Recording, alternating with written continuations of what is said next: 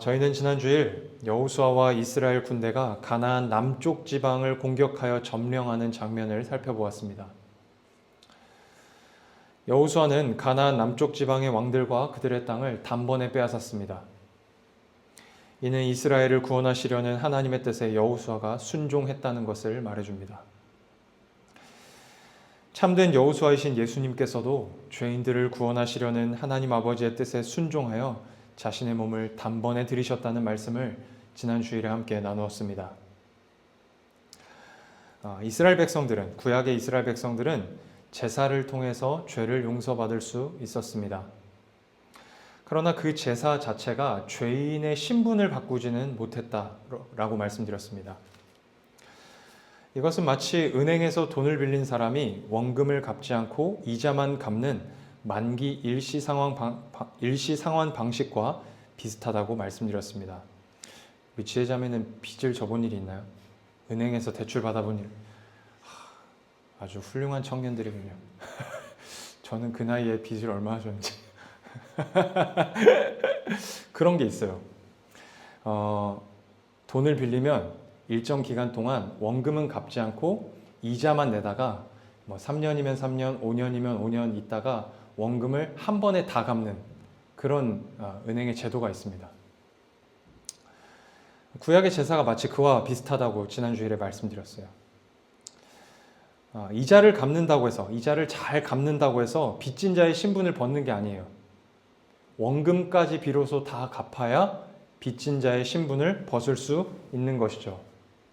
이 구약의 제사는 죄의 근본적인 문제, 그러니까 원금을 해결해 주지는 못했어요. 그러나 예수 그리스도께서 자신의 몸으로 드리신 제사는 죄의 근본적인 문제를 해결하신 단번에 드리신 제사였어요. 그러니까 한 번의 제사로 영원한 효력을 갖는 제사입니다. 그래서 히브리서 기자는 히브리서 10장 10절에 이렇게 이야기를 하고 있어요. 이 뜻을 따라 예수 그리스도께서 자기 몸을 단번에 드리심으로써 우리는 거룩하게 되었습니다. 예수 그리스도께서 자신의 몸으로 드리신 그 한 번의 제사로 우리가 온전히 거룩해졌다는 거예요. 신자는 더 이상 죄를 용서받기 위해 제사를 드리지 않아요. 이미 죄를 다 예수 그리스도 안에서 용서받았기 때문입니다. 그래서 신자는 신분적으로 죄인이 아니에요. 신분적으로. 더 이상 빚쟁이가 아니에요. 예수님께서는 단지 이자만 갚아주신 것이 아니라 원금까지 다 갚아주신 거예요. 다만 우리가 실력으로는 죄인이에요. 그러나 신분으로는 죄인이 아니에요. 그렇기 때문에 신자는 예수 그리스도를 믿는 믿음 안에서 언제나 담대하게 주 앞에 나아갈 수 있습니다. 우리가 오늘도 담대하게 주님을 예배할 수 있는 것은 예수 그리스도 때문입니다. 참된 여호수아이신 예수님께서 죄인들을 구원하고자 하시는 하나님 아버지의 뜻을 따라 순종하여 단번에 자신의 몸을 드리신 것처럼 저희들도 그리스도의 본을 따라 저희들의 몸을 하나님께 드려야 한다고 지난 주일에 함께 나누었습니다. 저희는 긴 연휴를 지나왔습니다. 긴 연휴가 다 끝났어요.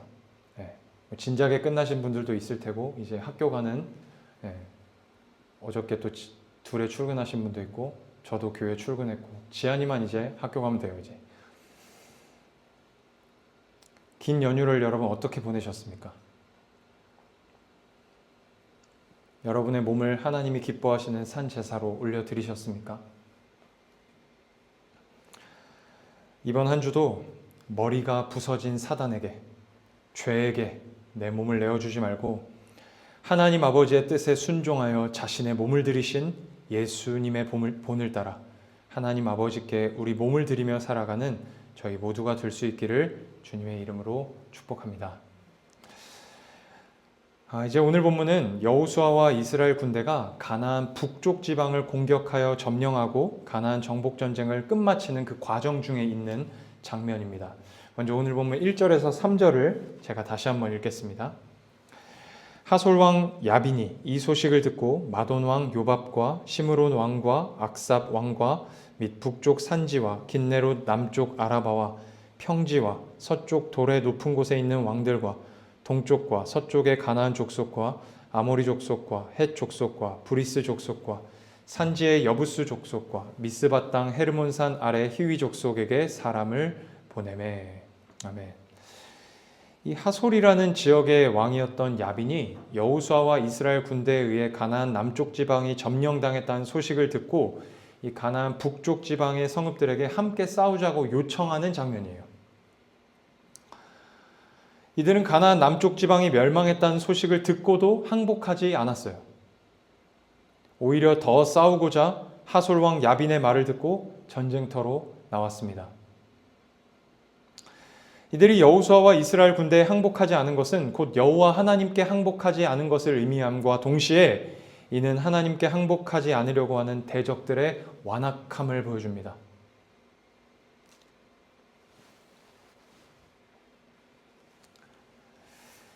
몇 주 전에 저희는 주님께서 가르쳐 주신 기도의 내용 가운데 다만 악에서 구하옵소서라는 기도의 내용이 무엇인지 살펴보았어요. 그 내용을 살펴보면서 하이델베르크 요리문답이 이 기도에 대해서 어떻게 이야기하는지를 보았었습니다. 거기에 보면 이런 문구가 있었어요. 우리의 불구대천, 하늘 아래 같이 살 수 없는 원수, 죽여 없애야 할 원수인 마귀와 세상과 우리의 육신은 끊임없이 우리를 공격하나이다. 자, 여기 보니까 우리의 대적이 무엇이라고 되어 있습니까? 마귀와 세상과 우리의 육신이라고 되어 있어요. 마귀와 세상이 우리의 대적이라고 생각하는 신자들은 많이 있습니다. 그런데 우리의 육신이 우리의 대적이라고 생각하는 신자는 많지 않은 것 같아요. 육신은 신자가 싸워야 할 대적이라는 사실을 반드시 기억하시기 바랍니다. 로마서 8장 12절에서 14절에 바울도 이렇게 이야기합니다. 그러므로 형제들아 우리가 빚진 자로 돼 육신에게 져서 육신대로 살 것이 아니니라. 너희가 육신대로 살면 반드시 죽을 것이로되 영으로서 몸의 행실을 죽이면 살리니 무릇 하나님의 영으로 인도함을 받는 사람은 곧 하나님의 아들이라. 자, 바울도 육신을 싸워야 할 대적으로 이야기하고 있어요. 육신에게 져서 육신대로 살지 말라고 말을 해요. 육신대로 살면 반드시 죽는다고 말합니다. 여기서 죽는다는 말은 구원을 잃어버린다는 말이 아니라 살아있으나 죽은 자와 같이 된다는 거예요. 그러니까 신자 되었지만 신자 구실 못하는 자가 된다는 거죠. 몇 주 전에도 동일한 이야기를 했었는데요. 여러분, 우리가 말씀을 읽을 때 어떤 일이 일어납니까? 내가 지금까지 뭘 읽었는지 기억이 나지 않는 일이 일어나요. 성경을 3장을 읽으면 마지막 3장째 됐을 때는 첫 번째 장, 두 번째 장을 무슨 내용을 읽었는지 기억이 나질 않아요. 그래서 또 읽고 또 읽고 또 읽어야 합니다. 그래야 내용을 파악할까 말까요. 왜 그런 것입니까? 육신이 나를 대적하여 싸우기 때문이에요. 내가 성경 읽는 것을 지독히 싫어하는 내 육체가 나와 싸우기 때문이에요. 여러분, 우리가 기도할 때는 어떤 일이 일어납니까? 끊임없이 기도와 상관없는 생각들이 차고 들어와요. 또 졸려요. 졸음이 쏟아져요. 30분을 기도하면 3분의 1은 다른 생각을 하고 3분의 1은 졸아요. 왜 그런 것입니까? 육신이 나를 대적하여 싸우기 때문에 그렇습니다.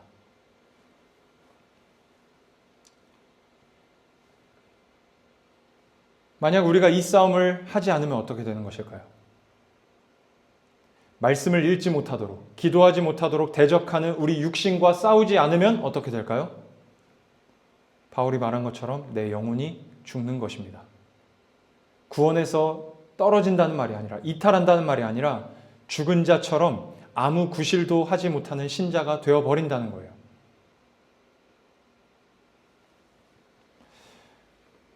예수 믿고 구원받았음에도 불구하고 죄로 타락한 우리의 육체는 변하지 않습니다. 잘 변하지 않아요. 달라지질 않아요. 그래서 죄로 타락한 이 육체로 말미암는 쓴물이 우리 가운데 계속해서 올라옵니다. 쓴뿌리가 계속해서 올라와요. 사랑하는 여러분, 반드시 기억하시길 바랍니다. 이 육체와의 싸움은 이 땅에서 완전히 해결되지 않을 거예요. 이 육체와의 싸움은 육체가 죽어야 끝이 나요.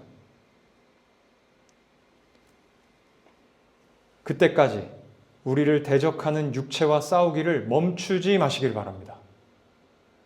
싸우지 않으면 죽습니다. 성령의 능력으로 살아난 우리의 영혼이 육체에 사로잡혀 제대로 구실하지 못하면 죽은 것이나 다름없는 거예요. 여러분, 무슨 말씀을 읽었는지 모르겠더라도 중간에 포기하지 말고 읽을 분량은 다 읽으십시오. 기도와 상관없는 생각이 차고 들어오고 졸음이 몰려와도 기도를 잘 마무리하세요. 예수님의 이름으로 기도하였습니다. 아멘 하고 끝을 내십시오.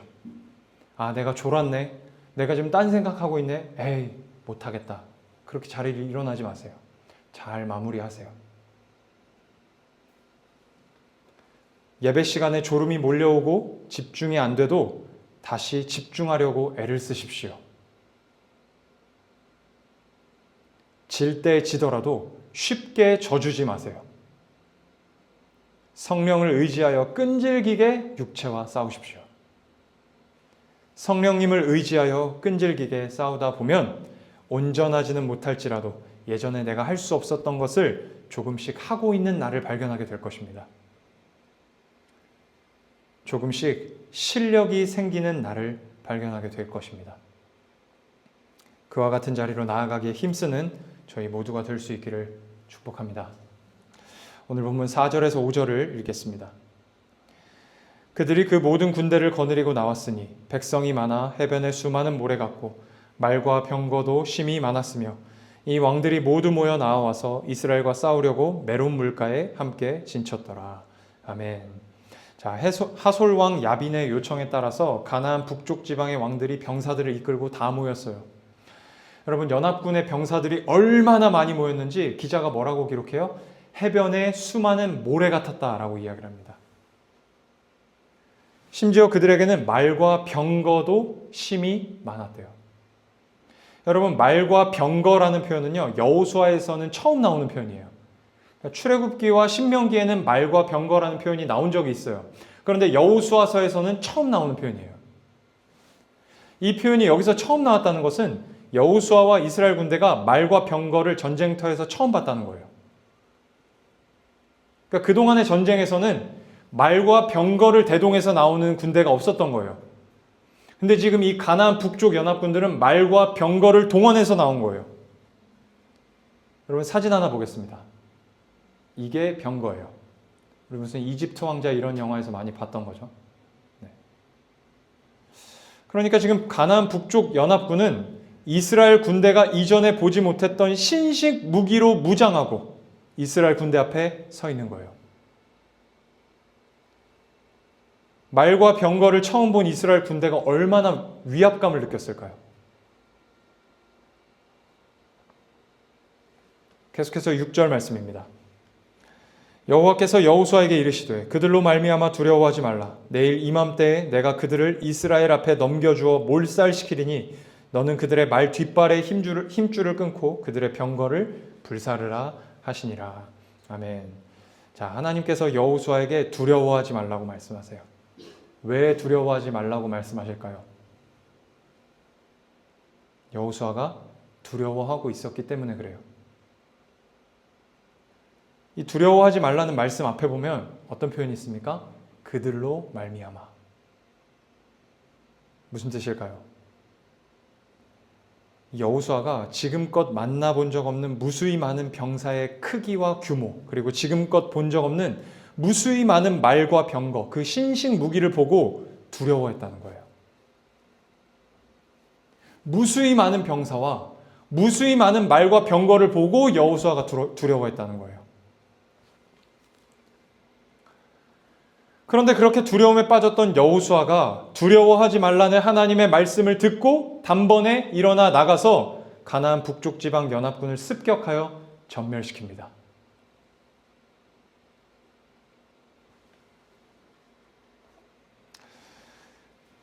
오늘 본문에 여호수아와 비슷한 일을 겪었던 인물이 성경에 또 있습니다. 바로 바울이에요. 사도 바울이에요.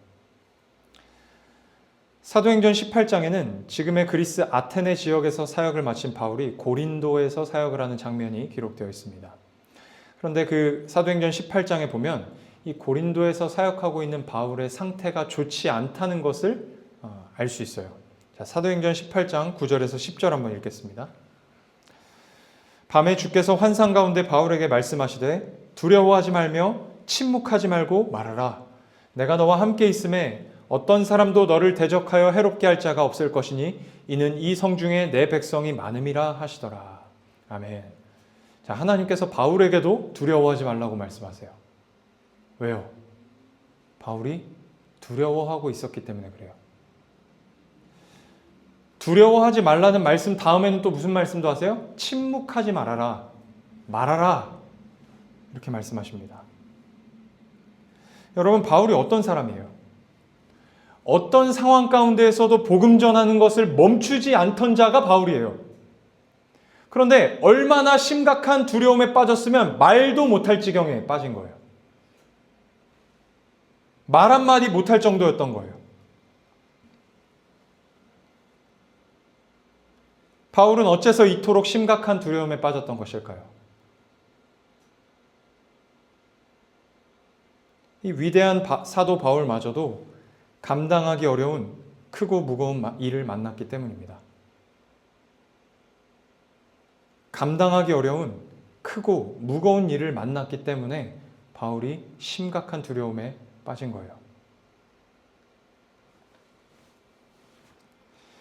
바울이 고린도까지 오는 여정을 이렇게 쭉 보면 그 오는 여정 자체가 쉽지 않았음을 알 수 있습니다. 2차 전도 여행을 시작한 바울은요, 맨 먼저 빌립보라는 성에 들어가요. 빌립보 성에 들어가서 복음을 전했습니다. 그곳에서 바울은 복음을 전하다가 수없이 매를 맞고 옥에 갇혔어요.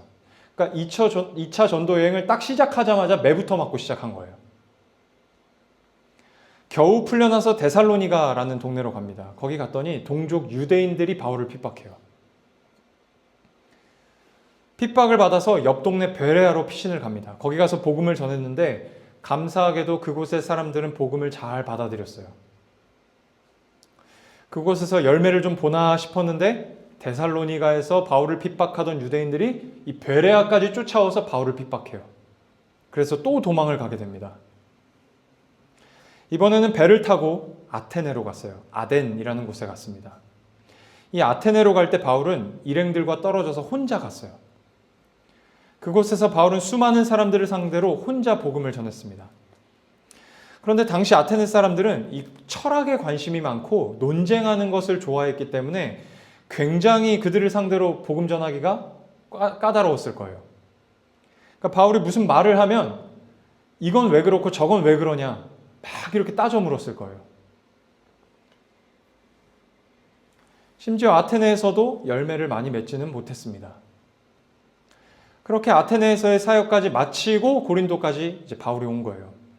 아테네에서 고린도까지는 걸어서 사흘 길이에요. 그 길을 혼자서 외로이 걸어간 거예요. 그런데 여러분, 빌립보에서 맞은 매가 나았을까요? 수없이 맞았는데 안 나았을 거예요.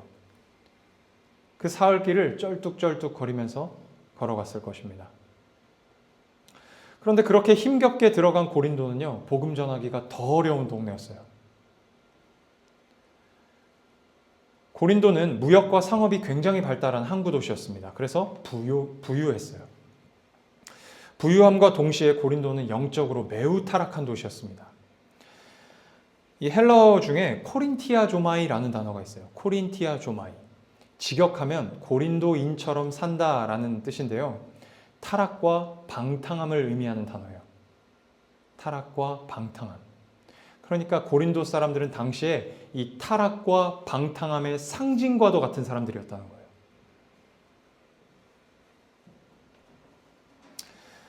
예나 지금이나 항구 도시의 특징이 있습니다. 바닷가에는 우상들이 많아요. 부산이나 인천과 같은 항구 도시에 가면요, 다른 동네보다 점집과 무당집이 굉장히 많아요.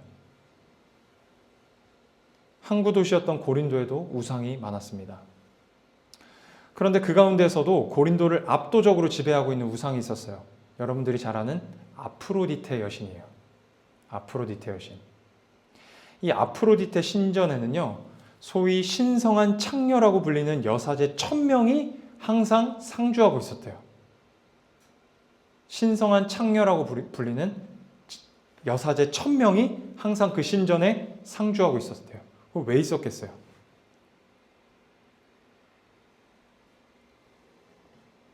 여러분, 이 아프로디테 신전은요, 우상과 타락과 방탕함의 집합소였어요.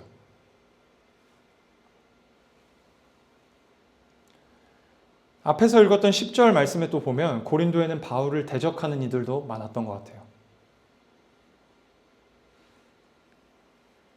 심신이 지쳐있고, 이 고린도라는 지역은 또 굉장히 어둡고 영적으로, 또 바울을 대적하는 이들도 많았고, 이 모든 것들이 도저히 입을 열지 못할 만큼 심각한 이 두려움에 바울이 빠지게 만든 거예요.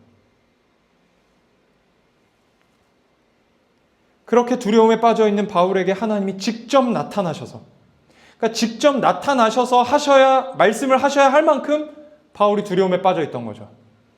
그 말씀이 사도행전 18장 9절에서 10절 말씀이에요. 다시 한번 읽어보겠습니다. 밤에 주께서 환상 가운데 바울에게 말씀하시되 두려워하지 말며 침묵하지 말고 말하라. 내가 너와 함께 있음에 어떤 사람도 너를 대적하여 해롭게 할 자가 없을 것이니 이는 이 성 중에 내 백성이 많음이라 하시더라. 아멘. 하나님의 음성을 듣고 힘을 얻은 바울은 고린도에서 무려 1년 6개월을 사역을 합니다. 도저히 감당할 수 없을 것 같았던 이 지역에서, 그러니까 당장이라도 도망 나와야 될 것 같은 이 지역에서 1년 6개월을 사역을 해요.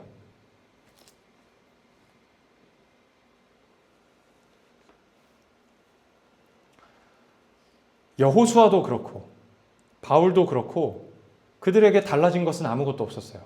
상황적으로. 바다에 모래같이 많은 대적들의 수와 무수히 많은 말과 병거는 그대로였어요. 영적으로 심각하게 타락한 고린도의 상황은 그대로였어요. 하나님께서 두 사람에게 어떤 기적을 보여주신 것도 아니에요.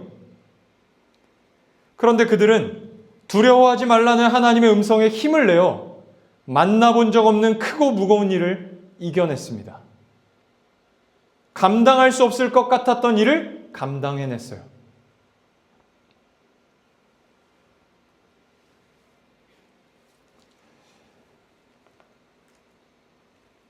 저희 교회나 되니까 제가 인생이 이렇다 저렇다 말할 수 있지, 다른 교회 가면 나이 지긋한 장로님, 권사님들이 계시기 때문에 인생에 대해서 함부로 말 못합니다. 제가 인생에 대해서 어쩌고 저쩌고 이렇게 얘기하면은 아이고 목사님이 뭘 아신다고 그런 눈빛으로 저를 쳐다보세요. 물론 그럼에도 저는 뻔뻔하게 했습니다. 저는 인생이 잘 적응이 안 되는 것 같아요. 이게 쉬워지는 것이 없고 점점 어려워지는 것 같습니다. 설교를 하면 할수록 더 어렵고 설교에 대한 부담은 점점 더 커져가는 것 같아요. 이 방 안에서 설교를 준비할 때 그 괴로움이요, 나아지지가 않아요. 더 모르겠습니다. 이렇게 하는 게 맞나 싶어요. 교회를 이렇게 운영하는 게 맞나 싶습니다. 얼마 전에 제가 은하한테 그랬어요. 찬양 인도를 20년을 했는데 지금이 가장 어렵다. 진짜 찬양 인도는 20년을 제가 했는데 20년 한 중에 제일 어려워요, 지금이. 20년을 했는데 아직도 한 곡을 집중력 있게 불러내기가 쉽지가 않습니다. 다른 사람이나 악기의 도움을 받지 않고 혼자 하기 때문일 수도 있고, 또 앞에서 나눈 것처럼 저의 육체나 사단의 공격 때문이기도 할 것입니다.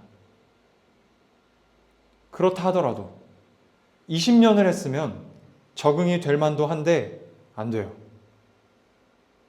적응이 문제가 아니라 점점 더 어려워져요. 사역뿐만 아니라 목사라는 직분에 있어서도 그렇고, 남편이라는 자리도 그렇고, 아빠라는 자리도 그래요. 살면 살수록 감당하기가 쉽지가 않아요. 어렵고 무거워요. 이렇게 하는 게 맞나 싶어요. 여러분은 어떻습니까? 이 이야기를 우리 지한이가 들어야 되는데 지금 화장실 가가지고 오질 않아요. 전에도 그랬지만 요즘 들어 지한이가 학교 끝나면 저한테 제일 많이 하는 말이 있어요. 오늘 진짜 힘들었어. 오늘 진짜 힘들어서 피아노 가기 싫어. 수학학원 가기 싫어. 이 말을 진짜 많이 해요. 그러니까 전에도 했었는데 지금처럼 많이 하진 않았던 것 같아요. 전에는 안 그랬는데 지금 왜 그럴까요? 머리가 커서? 머리가 커서일 거예요. 저 초등학교 4학년짜리 지한이에게 있어서도 인생이 점점 무거워지는 거예요.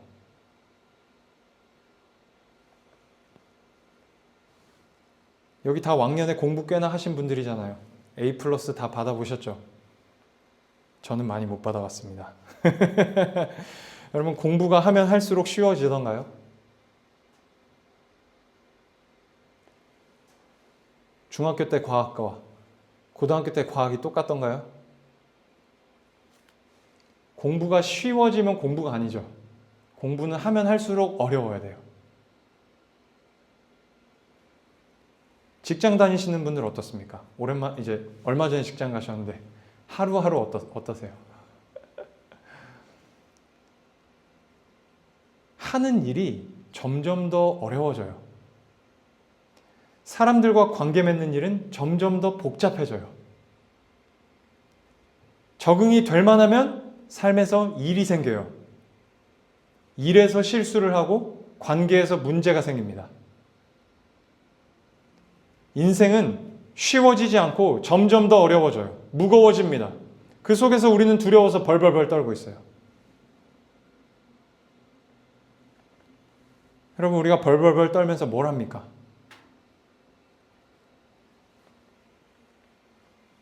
나를 떨지 않도록 붙들어줄 무언가를 찾고 있어요.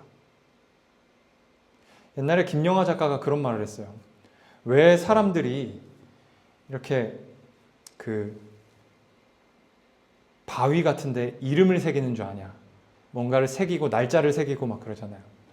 왜 그런 일을 인간이 하는 줄 아냐? 그렇게 질문을 했어요.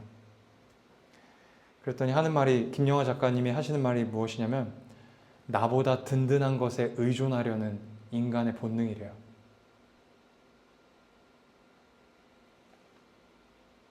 여러분 모든 인간은요. 나를 떨지 않게 붙들어줄 무언가를 찾고 있어요. 모든 인간이 그렇습니다. 여러분은 무엇을 붙잡으려 하고 계십니까?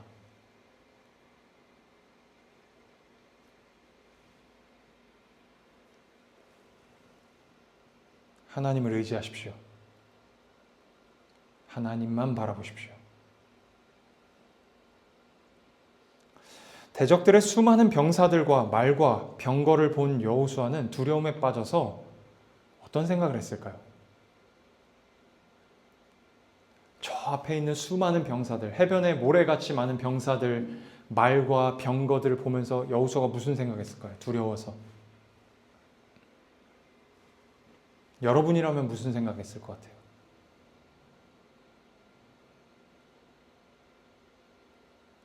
우리는 저런 것이 없는데, 나에게는 말과 병거가 없는데 저런 것이 있다면 이라고 생각하지 않았을까요? 저런 것이 없어서 질 것 같으니까 두려움에 빠진 것 아닙니까? 여러분 우리도 똑같아요. 세상을 살면서 저런 것이 있다면, 이런 것이 있다면 나도 잘할 수 있을 텐데 그런 생각을 합니다. 그래서 하나님이 여호수아에게 이렇게 말씀하신 거예요. 6절 다시 한번 보겠습니다.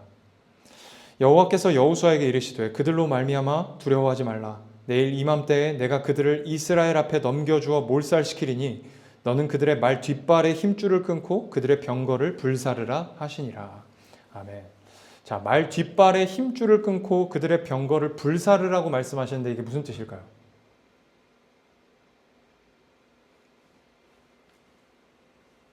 이런 뜻이에요. 내가 너희들에게 승리를 줄 것인데, 내가 너희들을 승리케 할 것인데 승리하거든 행여라도 저들이 쓰던 말과 병거 주워다 쓸 생각하지 말아라. 행여라도 저들이 쓰던 말과 병거를 주워다 쓸 생각하지 말아라. 다 없애버려라. 너희들이 지금까지 거둔 승리가 어디 말과 병거 때문이냐? 나 때문이 아니냐? 내가 너희들과 함께 싸웠기 때문에 승리한 것이다. 나 아닌 다른 것을 의지하는 모든 것은 다 끊어버려라. 다 불살라버려라. 라고 말씀하시는 거예요.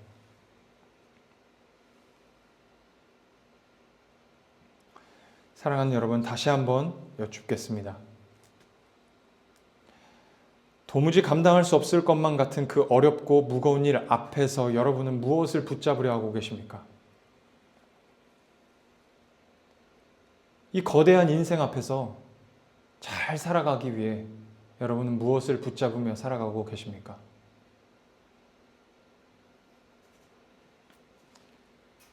하나님을 의지하십시오. 하나님만 바라보십시오. 하나님 아닌 다른 것을 의지해서 그 일을 이겨내 보겠다는 시도는 다 끊어버리고 불살라 버리십시오.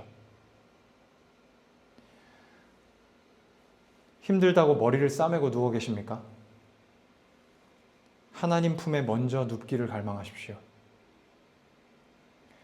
힘들어서 누구를 좀 만나야겠습니까? 하나님을 먼저 만나십시오. 힘들어서 어디 여행을 좀 가야겠습니까? 하나님을 먼저 찾아 떠나십시오. 힘들어서 뭘 좀 사서 스스로 위로를 좀 받아야겠습니까?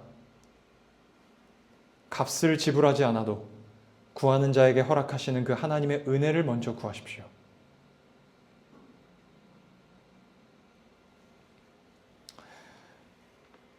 성경 몇 구절을 찾아 읽고 말씀을 맺도록 하겠습니다. 이 구절들 가운데 여러분에게 힘이 되는 말씀이 있다면 꼭 기억하시고 저장해 두시기 바랍니다. 그리고 크고 무거운 일을 만났을 때 말씀을 꺼내 읽으면서 하나님을 의지하고 바라보십시오. 출애굽기 15장 2절에서 5절 말씀입니다. 여호와는 나의 힘이요 노래시며 나의 구원이시로다. 그는 나의 하나님이시니 내가 그를 찬송할 것이요 내 아버지의 하나님이시니 내가 그를 높이리로다. 여호와는 용사시니 여호와는 그의 이름이시로다. 그가 바로의 병거와 그의 군대를 바다에 던지시니 최고의 지휘관들이 홍해에 잠겼고 깊은 물이 그들을 덮으니 그들이 돌처럼 깊음 속에 가라앉았도다. 아멘. 열왕기하 6장 15절에서 17절 말씀입니다. 하나님의 사람의 사환이 일찍이 일어나서 나가보니 군사와 말과 병거가 성읍을 에워쌌는지라. 그의 사환이 엘리사에게 말하되 내 주여 우리가 어찌하리이까 하니 대답하되 두려워하지 말라. 우리와 함께한 자가 그들과 함께한 자보다 많으니라 하고 기도하여 이르되 여호와여 원하건대 그의 눈을 열어서 보게 하옵소서 하니 여호와께서 그의 청년의 눈을 여시매 그가 보니 불말과 불병거가 산에 가득하여 엘리사를 둘렀더라. 아멘. 시편 68편 17절입니다. 하나님의 병거는 천천히요 만만이라. 주께서 그 중에 계심이 신의 산 성소에 계심 같도다. 아멘. 시편 20편 7절입니다. 어떤 사람은 병거, 어떤 사람은 말을 의지하나 우리는 여호와 우리 하나님의 이름을 자랑하리로다. 아멘. 마지막으로 시편 42편 5절 말씀입니다. 내 영혼아 내가 어찌하여 낙심하며 어찌하여 내 속에서 불안해하는가? 너는 하나님께 소망을 두라. 그가 나타나 도우심으로 말미암아 내가 여전히 찬송하리로다. 아멘. 기도하겠습니다.